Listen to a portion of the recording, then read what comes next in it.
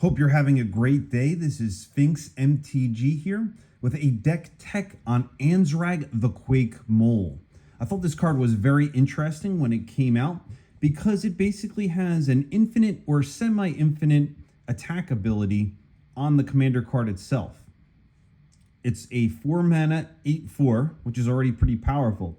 But then when it becomes blocked by an opponent's creature, you untap each creature you control and you get an additional combat phase. And it has the ability to put a lure effect on your commander by just paying 7 mana. Now that is a lot of mana, so we do have cards like the Mercadian Mask card Lure. All creatures able to block enchanted creature do so if able, to also get that effect and do what we want to do a bit more quickly. But again, an 8/4 swinging at an enemy player, that can usually take them out in 3 turns. And if you pump him at all, which you can do in this deck, you can take out an opponent in 2 turns just through combat damage, right? And the problem is that if they leave blockers and they're not able to kill your commander, he just keeps attacking into them. They want to block it because they don't want to take so much commander damage, but at the same time, they do not want to give you additional combat steps, which really works out to your advantage. So there's a few things here that you can set up to really make this work. I noticed a lot of players, they cast their commanders and then they sit back and they wait and they don't attack because at the higher power levels, around power level 8, people are trying to go for combos and do fancy things, and they just really need their commander and other cards in play building their board state to be able to get to their combo where they can win. This punishes those type of decks, and that's why I did this one at around a power level 8 or bracket 4, as they say. So one of the options you have is playing a Doleman Gate. So Doleman Gate prevents all combat damage that will be dealt to attacking creatures you control. So you're starting to see the combo here, right? If you have this in play and you have Anzrag out, then on your turn you cast a lure, enchanting Anzrag, and if any opponents have untapped creatures, you swing at that opponent, they have to block it because of the lure ability, and your commander won't die because of the Doleman Gate. So when they block, it untaps, you get another untap step, you attack at the next player that has an untapped creature. And you can keep doing this. Eventually you're going to get in for 8 or more damage onto a player. And that is very significant, especially when it's coming from a commander. And you have other game pieces on the board that are also adding to the great ability that is occurring here. So for one example, there's also a card called You Look Upon the Tarrasque. You can prevent all combat damage that would be dealt to you and creatures you control this turn, or, which is the more important one, target creature gets +5/+5, gains indestructible, and all creatures your opponents control able to block it do so this turn. So it works on 1 turn, but it basically gives you everything you need to combo with your commander. If you can add trample in there, which we have a lot of options to do with the green mana abilities here, we should be good to go. And you can see it takes a little bit. You need a few cards to really get it going, but you can swing around for a lot of damage. This is one of the best pieces when you have your commander out because so many other cards synergize with it. There's also other tricks that we have here. So we have these main ones, right? We also have cards like Sword of Feast and Famine. So this one, whenever you hit a player, that player discards a card and you untap all lands you control, which is a pretty amazing ability. And the thing is that you're taking resources away from them when they have to discard the card. And then by untapping all lands, you can basically play out a whole nother turn. It's like you're getting multiple turns. And if you're getting multiple attack steps with your Anzrag and it has trample and you're able to get through, then there you go. You're playing out everything you have in your hand that you want to play out. If you add to that, one of my pet cards that I like, Forbidden Orchard, terrible when you give your 1/1 colorless spirit when you tap it for mana to an opponent that's playing some kind of Orzhov Aristocrats build. That's very bad. But in this deck, when you give it to somebody that doesn't have an immediate sack outlet for it, you have a guaranteed untapped creature that you can swing into with Anzrag. And a lot of, there's some commanders and there's other cards that allow you to tap another creature. If somebody has a crew or saddle ability, they can always tap their creatures and you won't be able to swing into them. But this gets around that. So one of the options you have here is that if you have trample on this as well, you can swing into the spirit, untaps the land that you gave the guy the spirit with, and you can keep doing it again and again and again. And then you have some other cool plays here. You also have Obscuring Haze. If you control your commander, you may cast a spell without paying its mana cost, right? You know the card's Fierce Guardianship, Deflecting Swat. This is a seldom played card that has some cool artwork. Prevent all damage that will be dealt this turn by creatures your opponents control. Therefore, you can keep swinging in with your commander. You cast it for free, so you can do it on a combo turn, and you can keep things rolling. Here we have a protection card. Can't be the target of spells or abilities when you put this on your commander. And you also prevent all damage that would be dealt to equipped creature. So those are some more options there that you can actually go and make your commander semi-indestructible, right? And then you can keep swinging at the opponents. We also have a sister card to the Doleman Gate, which is Bubble Matrix. All damage dealt to creatures is reduced to 0.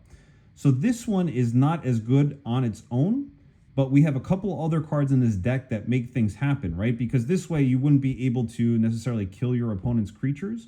But if you have a card which synergizes amazingly in this deck, Urabrask Forge, at the beginning of combat on your turn, put an oil counter on it, then create an X/1 red horror creature token with trample, important, and haste, where X is the number of oil counters on the forge. You sacrifice it at the next end step.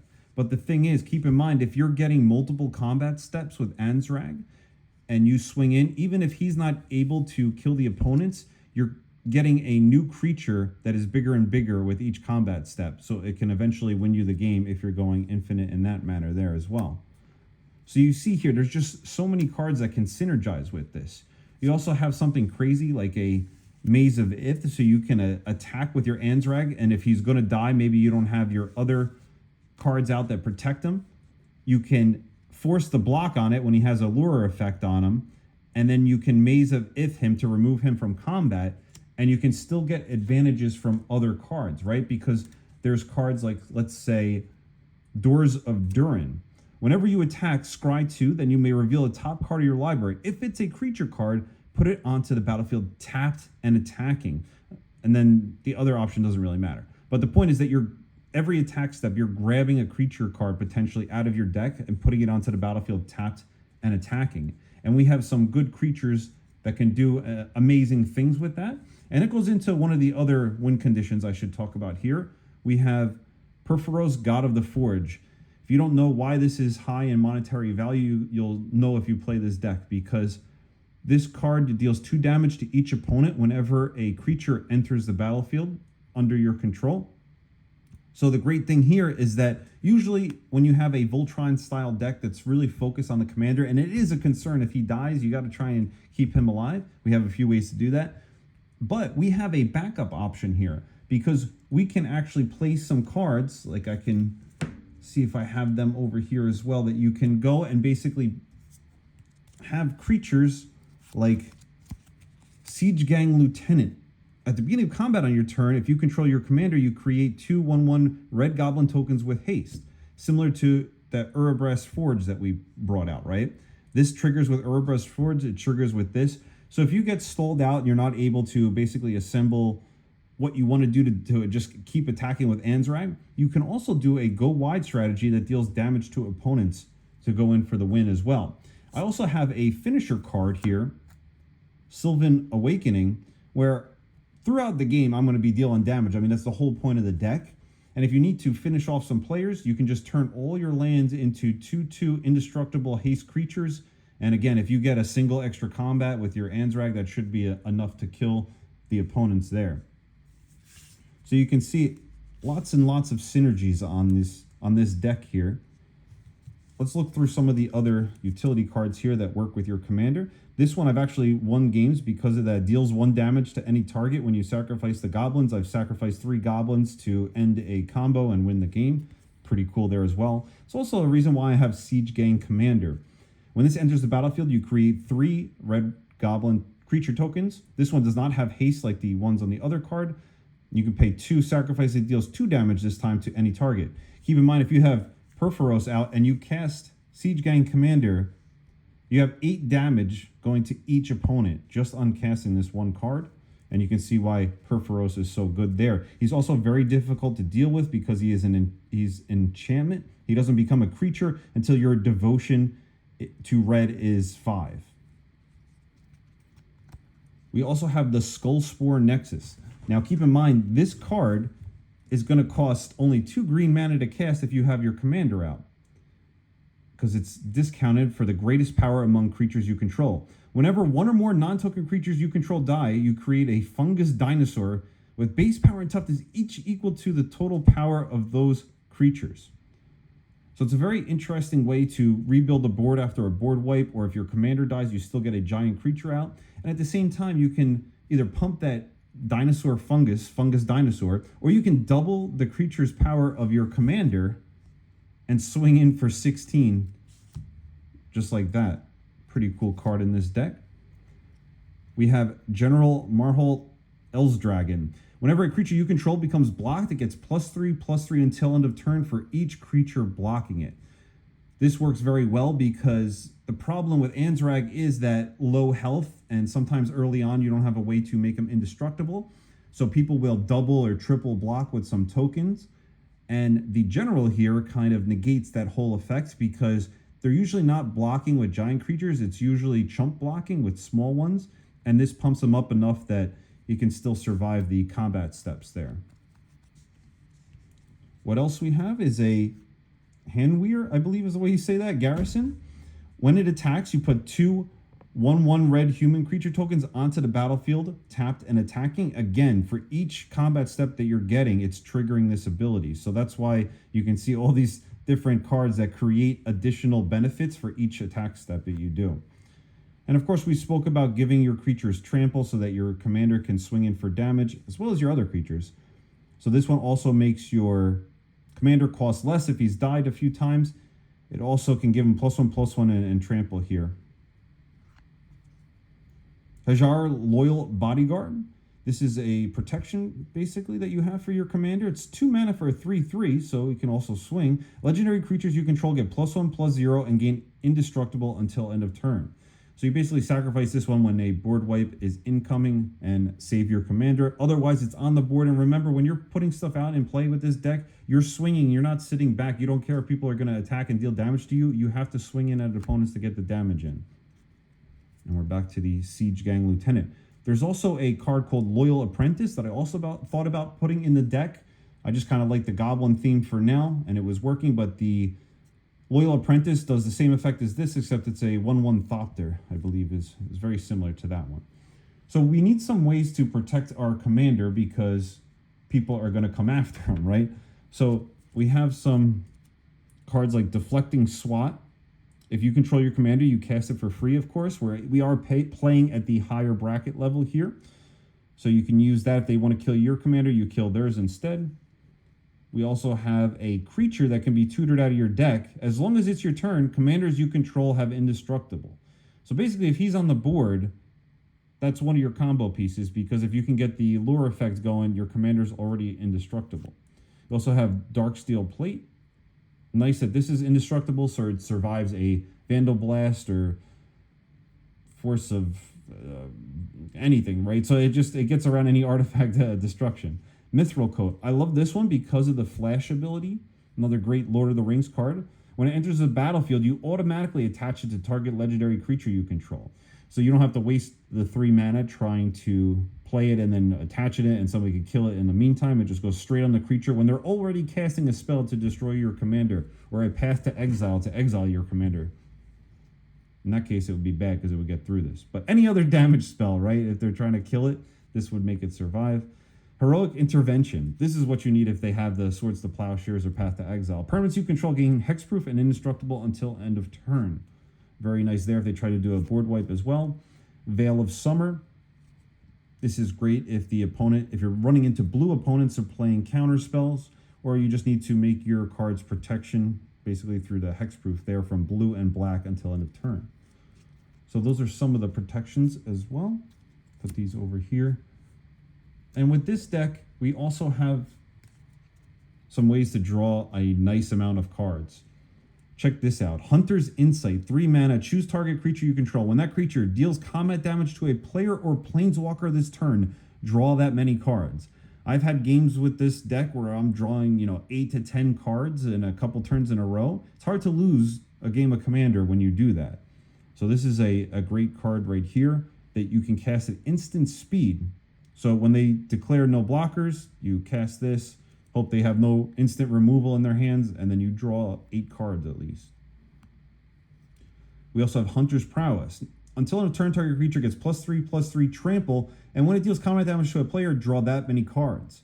You notice how the pump up ability puts it in that range of 2-shotting somebody with the commander if you have another pump up. Also gives trample, which is important for all the synergies that we talked about with the other cards, and then of course the card draw. Rishkar's Expertise. I like these cards where, yes, it's 6 mana. You draw 8 cards, though, and then you get to cast a card from your hand with mana cost 5 or less. I like when you get to cast something else after you cast this card. Really works really well when you draw a bunch of cards, and then you have that large of a selection to cast something for free. And here we have a nice, what is this, Dominaria Remastered or United? Sylvan Library. 2 mana. At the beginning of your draw step, you may draw 2 additional cards. If you do, choose 2 cards in your hand, draw on this turn. For each of those cards, pay 4 life, or put that card on top of your library. Usually the first 1 or 2 times, you're just paying 8 life. It doesn't really matter what the cards are, as long as you're not discarding them. It helps to have them in your hand. Then we have Thickest in the Thicket. This is a Bloomburrow card that I thought was very interesting, especially good for counters decks as well. When you have this enter the battlefield, you put X +1/+1 counters on target creature, where X is that creature's power. X is that creature's power. So if you have an 8/4, you're getting 8 +1/+1 counters on them to make them a 16 whatever. And then at the beginning of your end step, draw 2 cards if you control the creature with the greatest power or tied for the greatest power. And with this deck, you should really always have the greatest power. So you're drawing a 2x, it's like Monarch, but you're drawing 2 cards at your end step instead of just 1. And they can't take it away, really, because your commander is going to be too big. And if somebody gets something bigger, you're going to swing into it and make them and punish them for it. So there you go. That comes in and it sets up a good board state for you. Garruk's Uprising. In a lot of green decks, enters the battlefield. If you control a creature with power 4 or greater, you draw a card. Creatures you control have trample. Again, another way to give trample to our commander. And then when you're casting large creatures, you're drawing cards as well. Soul's Majesty, just straight up sorcery, draw cards equal to the power of target creature you control. But if you have another creature on the board, such as, bad example, but Siege Gang Lieutenant is a 2/2, you would be able to still choose him and draw 2 cards. Go back into some of the mana ramp here. We have Wild Growth, an old school. Look at this nice card from back in the old days of Magic, right? Back in the old days of Magic, you used to have a card like Lure, and you would cast this on a Basilisk card, which is some cheap green creature that, if anything blocked it, it would die at the end of combat, and you would put this on it. That was like the best thing you could do in Magic back in the day, and we've gotten a little bit more advanced from that. So now we have Wild Growth, we have Farseek, we have Nature's Lore, 3 visits. You basically have those in any green deck because they get the lands, except for Farseek, get the lands untapped into play, and it's only 2 mana. So these are the best 3 green tutors that you can get for the lands, and you want to get your Stomping Grounds or anything that's a forest mountain you can put into play. Curse of Opulence. When enchanted players attack, create a gold token. Each opponent attacking that player does the same. The crazy thing with this is that we are basically a combo deck in the sense of, yes, we're doing attacks, but we need a lot of cards to set up semi-infinite attacks. This really helps out with that. It's only 1 red mana, so it's effectively like casting Wild Growth. You're going to be attacking, so when you're attacking that opponent, you're going to get the gold. And you want to put it on somebody that's not going to play a lot of creatures in whatever deck style they're playing. And I noticed a lot of opponents will swing at them for the gold token. They don't really care that it gives you 1 additional gold token. And a gold token is the same as a treasure, except you don't have to tap and sacrifice it. So it gets around some of the things that turn off activated abilities. Professional Facebreaker, just a great card. And again, with multiple attack steps, every time you're hitting, you're making additional treasures. You don't really use the bottom one here, but if you really had to, you can do this as well if you're trying to search for something to protect your commander or save the day. Jessica's Will, because it's just an amazing card, has to be in most red decks that can feature this and feature the commander. You got to be careful with the second one because you can exile some of your combo pieces, but this deck can work around it. But the big thing here is getting a whole bunch of mana in one turn. So those are all the ramp abilities that you have. There's also additional ways to give your commander the lure effect. It must be blocked this turn if able. This one gives them +1/+1 for each creature you control, and also Trample Enabler, which we saw was important. I know Anzrag says on the card that you can pay 7 mana to do the effect, right? You give it a lure effect. The thing is, if you can pay 3 mana and do that, you can do a lot more. You can keep up a Mithril Coat to protect them. You can do a lot of different items here that help. Then we have Roar of Challenge. All creatures able to block target creature do so. But since it's going to be 4 or greater, it also gains indestructible. So again, this is kind of like you look upon the Tarrasque, where you can see how that combos well with your commander and fills multiple roles that we need to do in this deck. We do have some board wipes in the deck. Vandal Blast, I call it board wipe, but it just wipes all artifacts on the opponent. I barely ever cast this for just 1 red. I'm always doing the overload, so it destroys all opponents your artifacts control. Blasphemous Act is just one of the great ones for wiping out the field if you need to. If you wanted to add another one, you could add Chain Reaction as another red board wipe. But generally, we want the opponents to have creatures, and we want them to have creatures that are untapped that we can swing into. So we don't have too many board wipes in the deck. We do have some other creatures that are nice with our commander. We have Samut. First Strike, Vigilance, Haste. Whenever a creature you control deals combat damage to a player, if that creature entered the battlefield this turn, draw a card. Play this on turn 3. It has Haste. Swing in at somebody for 2. Draw a card. Is good by itself.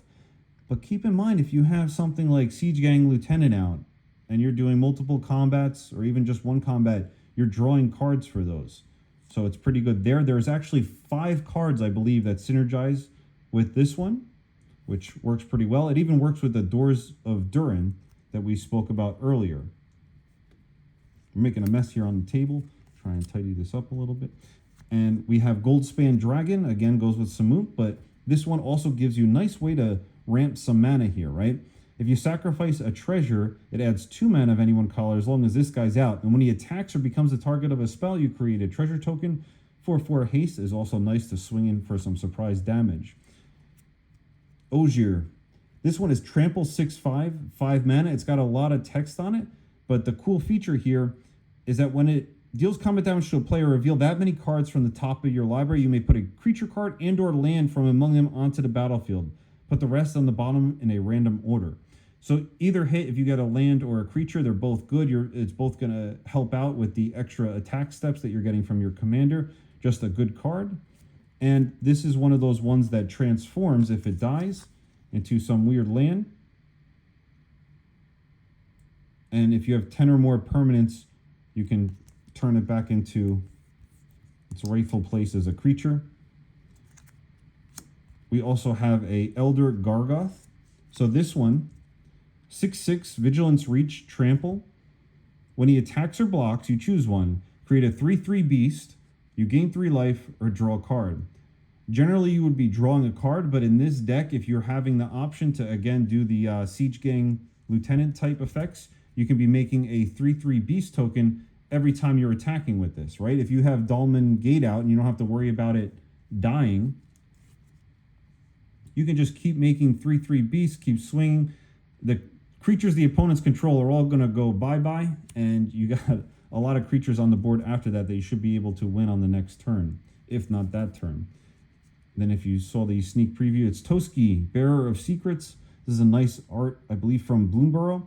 Can't be countered, indestructible, attacks each combat if able. But the big important thing here, whenever a creature you control deals combat damage to a player, draw a card. Another way to refill our hand after we dump a bunch of creatures and other stuff onto the board. So you have that there. We also have some targeted removal. We have the traditional Beast Within. One of the problems with a focus on your commander being Anzrag is that if somebody has a Glacial Chasm or a Maze of Ith card, they can really stop your commander from doing his function, basically attacking for combat damage. So you can Beast Within targeting the land to get rid of it, or whatever the situation needs, you have an answer here. Song of the Dryads.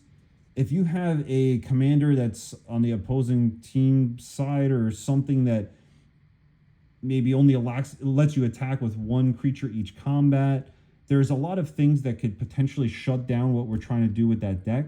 So with this deck, Song of the Dryads helps with that, because you can make it into a forest land. And if it's an enemy commander that's indestructible or something, and you put it into a forest land, they can't just, have a sack outlet for a creature. They can't use it as a blocker. Some of the other green cards, like Kenrith's Transformation, allow the other player to just use it as a blocker. Imprison in the Moon is a blue card that does that. This is actually the best one. It's a little bit steep on the mana cost, but if you really need to get rid of something, it becomes a land. It's going to be hard for them to get rid of it. Lightning Bolt can kill a player if they're down to 3 life, if they were trying to get risky with Necropotence or something, or you just dealt enough damage, or you just need removal for a creature on the board, or to finish off a creature as well. Tybalt's Trickery. This is a red direct counterspell. It puts something onto the board from their library. There's a randomness, of course it's red, but it's a red counterspell for 2 mana, so it's pretty good. De-Glamour. Somebody gets out a 1-ring, and you hate the 1-ring. You use this, choose target artifact or enchantment. Its owner shuffles it into his or her library. Also good if they have something like Humility or something that shuts down your creature abilities. And the thing is, there's so many ways for players to bring items back from their graveyard that it just makes sense to use this now, where for 2 mana instant speed, shuffle it back into their deck. If they wanted to get it out again, they're going to have to draw into it, cast it again, you waste a tutor on it again. It seems like at this point it's actually easier for them to get it back from a graveyard if you just kill something. This could also get rid of the indestructible 1-ring, which is cool. God of Destiny. As long as your devotion to red and green is less than 7, it isn't a creature. It's indestructible, so it's usually just an enchantment. I needed something to remove items from graveyards, right? As the game's going on, I didn't want to throw in one of those kind of dead cards like Soul Guide's Lantern in this. I'd rather have something that's more proactive. This can become a creature and swing if your devotion gets high enough, and at the same time, it adds a very relevant effect here. If it was a land card that you exile at the beginning of each pre-combat main phase, you gain 2 life. I'm sorry, you add a red or a green. Otherwise, you gain 2 life and it deals 2 damage to each opponent. So that second one there is kind of nice because sometimes you do take some damage as this. It is a little bit of Voltron. Yes, we put other stuff out that can be chump blockers and everything, but sometimes you're getting damage on life total, and it's good to have life gain in the deck. And the all opponent damage is always good in this type of deck. So there you have some removal and some ways to take care of enemy cards. We also have a few tutors. We have Invasion of Ikoria.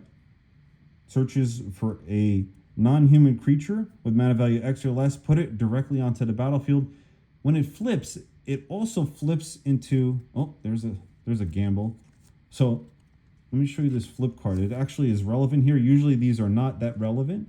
This one is an 8/8 reach. For each non-human creature you control, you may have that creature assign its combat damage as though it weren't blocked. So even if somebody can block your guy, or you have out your bubble matrix here, you can still get around the enemy blocking and deal damage directly to them, which is pretty good, and you would have an 8/8 reach on the battlefield. Sometimes you do need protection from the dragons that are coming out, right, and these flying creatures.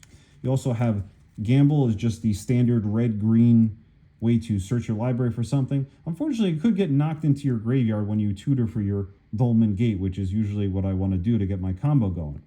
And that is one reason why we have Goblin Engineer in here. It also enables you to search your library for an artifact card, put it into your graveyard, then shuffle. So you can get Doleman Gate, you can get a protection card, you can get anything you want, really. But the idea is that when you put Doleman Gate in the graveyard, you sacrifice an artifact, usually just one of my treasures. Return target artifact card with mana value 3 or less from your graveyard to the battlefield. And your combo's back in action, as well as if they had killed this earlier, if they killed one of your equipments. Great way to bring stuff back, and it's a red deck. We're going to be making treasures. You saw the other treasure card there as well. We also have Eternal Witness to bring items back from the graveyard, whatever we need in the moment. If you look upon the Tarrasque and somebody countered it, this is a great one to get back because it basically enables you to do everything you want to do with your commander in one card. Eternal Witness, just a fun, good card there. And then from there we have a few items like our, wow, this is a beautiful Soul Ring from one of the secret layers here. Standard, Arcane Signet, standard, Talisman of Impulse from another nice secret layer. Ooh, Thought Vessel. So Thought Vessel is good because, again, I mentioned how sometimes you're drawing 8 cards because that's the power of your commander. Sometimes even more than that. You know, sometimes you draw 12, you draw 16 cards. So you don't want to have to discard all of those and not have all of those options for your next turn. Thought Vessel helps with that. Also helps get your commander out a turn earlier and mana ramp a little bit. Tome of Legends. This is another little pet card here where it enters the battlefield with a page counter on it. Whenever your commander enters the battlefield or attacks, put a page counter on Tome of Legends. Remove a page counter from it, pay 1 mana, tap it, draw a card. So this is a slow burn kind of item here, but again, with the extra combats, you're adding a lot of counters onto this. So pretty much every turn, it's like a Library of Alexandria where you're drawing an extra card per turn. It's effectively you tap 1 land and you draw a card. Interesting card here that works very well in this deck. You can see that there's some cards that are not used that much, but in this deck they work very well. Like the Urabrask Forge, not really used in Commander as much, but works great in this deck. Infiltration Lens. When an equipped creature becomes blocked by a creature, you don't have to, but you may draw 2 cards. So again, if you're going to discard the cards you don't want to draw them, that's fine. If there's something on the board that's going to hurt you if you draw cards, you don't have to. There's a lot of different reasons there, but it's nice that it's a may. Also, this is a great way to refill your hand, and because it's 1 mana, this is another thing, right? So if you're playing the game and you have a Soul Ring and an Infiltration Lens in the deck, I do have an Urza Saga here, I'll show you later, but early game you want to go for your Soul Ring, of course, for more mana. Late game, though, or if you're in a good mana position, you go for an Infiltration Lens, and you can get more answers to everything on the board by drawing cards. There you have some ramp abilities. And then just going through the lands, we spoke about the Forbidden Orchard. Whenever you tap it, target opponent creates a 1/1 colorless spirit token. We have Stomping Ground. So we actually have 3 cards here that are essentially the cards that you can fetch for. We have Stomping Ground, the standard, Cinder Glade, which is nice because enters the battlefield tapped unless you control 2 or more basic lands. This is only a 2-color deck. We have a lot of basic lands, so a lot of times you can get this one, and it'll come into play untapped. And again, if you can, you fetch the one that's best for your scenario. Like if you can do a tapped land, you get Sheltered Thicket. Otherwise, if you draw this card, you can also cycle it for 2. And you have the Wooded Foothills fetch land. You can put as many fetches in here as you really want to, but I didn't want that many. I just have Wooded Foothills, Rockfall Vale, 2 or more other lands. You'll notice I have a lot of those because in your opening hand, you really want 2 or 3 lands. So when you're drawing it, there's another one that's if you have 2 or fewer. I do not like those because if you draw them in your opening hand, if you draw them later in the game, they come in as a tapped land, and nobody likes tapped lands. They're terrible. Mossfire Valley. Just adding the mana you need. Carpulson Forest. Command Tower with some nice art there. Reliquary Tower. Another special edition art. This one you saw, Handwear Battlements. This actually merges with another card that I can show you in a little bit, but it goes well with your commander. Urza Saga, of course, because Urza Saga is just an amazing card. We do have some artifacts in here and some equipment, so we can make a construct if we need to that can get pretty big. It's another creature on our board. Sometimes people try to get you to sacrifice your Anzrag, or if you're playing against a black player, mono black, they'll have cards that make you sacrifice stuff, right? So you don't want to do that. You want to sacrifice something else if you have a construct that's good to go. Ancient Tomb to mana ramp out earlier. Forge of Heroes. Choose target commander that entered the battlefield this turn. Put a +1/+1 counter on it if it's a creature. Pretty cool. Strip Mine to take out the Glacial Chasms, the Gaia's Cradles if they're getting fancy and they want to run that, or the Maze of Iths, which completely shut down your commander. I had one game where I played against 2 players that had Maze of Ith, which is pretty rough. Centaur Garden, way to pump up your commander. The Rage Pits. Target creature gets +1/+1 against Trample until end of turn. Trample Enabler on a land, very nice. This card alone, it's such a simple card, and yet it makes people play so defensively because they're so scared that they're going to get KO'd by 1-shot from your commander. They're really scared of the commander damage because they know that he's a big boy coming around. So we have Kessig Wolfrung. Target creature gets +X/+0 and gains trample until end of turn. Just like this card. Another one that's just, that trample just scares people. And on a land, there's not many options. They don't really want to waste a Beast Within on it unless they had to. So there you have the lands in there. And you have a lot of basic lands as well. But overall, that's the deck. And hope you enjoyed watching this one. It's fun to play. It's a very aggressive deck. And it's fun to deal with some players that like to just go and sit back and sit defensively and wait for their combo and think that they can build up a board state. So they'll play some creatures and they don't even attack opponents because they don't care about life totals. And that benefits you when they have untapped creatures. You swing in and you deal all this damage, which is a lot of fun. I'll put a lot of the synergies. I tried to go over as many of them as I could in here, but there's some crazy combos and synergies. And as you're playing, as you see them, you get better and better with the deck, which is also a lot of fun. It's like the skill on the deck increases as you play it more. So you can check out the deck list I have, and I'll include all of that information as well. Hope you enjoyed the video for today. We have Anzrag the Quake-Mole, the lore deck. And you wanted to see the land one, if I can find the other guy.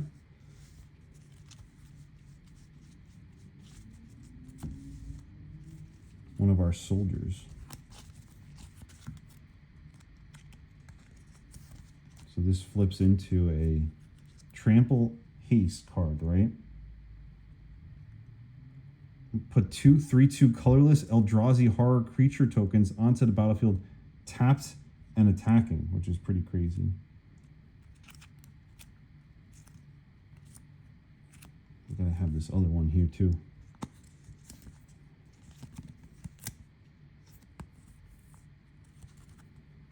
Look at that.